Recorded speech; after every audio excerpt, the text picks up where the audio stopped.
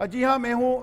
हमीद सुमरो और मैं आज जो खबर लाया हूँ आपके पास वो खबर ये है कि अब एक बहुत बड़ा ऐलान जो है वो सिंध हुकूमत की तरफ से किया गया है। अब देखना होगा कि मुस्तकबिल में इस ऐलान पर कितना मनो अमल होता है, इदारे इस पर अमल करते हैं या ये खाली जैसे पहले भी हुक्मरानों की तरफ से मुख्तलिफ उमूर पर जो लफाजी की जाती है कि ये वो लफाजी तो नहीं है। खबर ये है कि वज़ीर दाखिला सिंध जो है ज़ियाउल हसन लंजार की सदारत में जो इजलास हुआ उसमें उसका जो एलामिया जारी किया गया उसमें ये बात उसका ऐलान किया गया है कि अब कराची की किसी भी सड़क को अगर कोई ब्लॉक करेगा तो उसके खिलाफ केस दाखिल होगा। अब कराची की सड़कों पर एहतजाज बड़ा महंगा पड़ेगा एहतजाज करने वालों को, वो चाहे बिजली की बंदिश के खिलाफ एहतजाज करने वाले हों, सुई गैस की बंदिश के खिलाफ एहतजाज करने वाले हों, या उसके अलावा टैंकर माफिया के खिलाफ एहतजाज करने वाले हों, या टैंकर माफिया उनके खिलाफ जो होने वाली कार्रवाइयाँ हैं उसके खिलाफ सड़क बंद करके बैठे हों। अब सब के ऊपर केस दाखिल होगा और ये वाज़े अहकामात जो है वो वजारत दाखिला की तरफ से जारी किए गए हैं। और ये अहकामात जारी करवाने में मेरे ज़राए कहते हैं कि मेयर कराची मुर्तज़ा वहाब का बड़ा हाथ है। मुर्तज़ा वहाब उस इजलास में मौजूद था। उस इजलास में IG Sindh, additional IG Karachi और सब जो कराची की इंतज़ामिया है, कमिश्नर कराची भी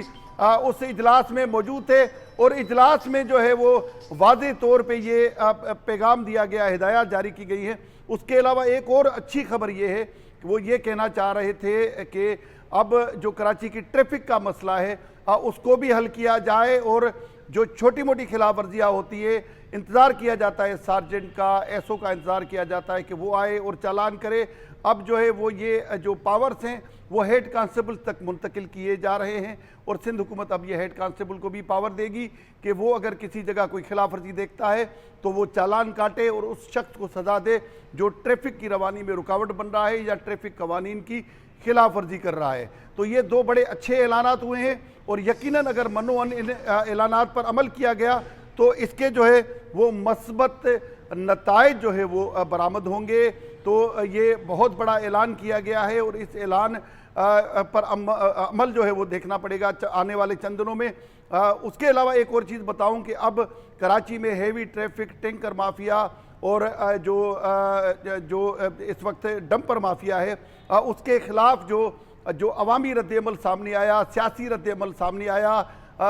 MQM हकीकी के चेयरमैन आफाक अहमद की गिरफ्तारी भी हुई और टैंकर माफिया की तरफ से एहतजाज भी किया गया, उनकी जो एसोसिएशन है उसकी तरफ से, और उसमें वाज़े तौर पे भी धमकियां दी गई, ऐसी धमकियां दी गई जिन धमकियों को अगर देखा जाए तो वो आफाक अहमद की धमकी से बड़ी धमकियां थी और उन धमकियों की वजह से जो है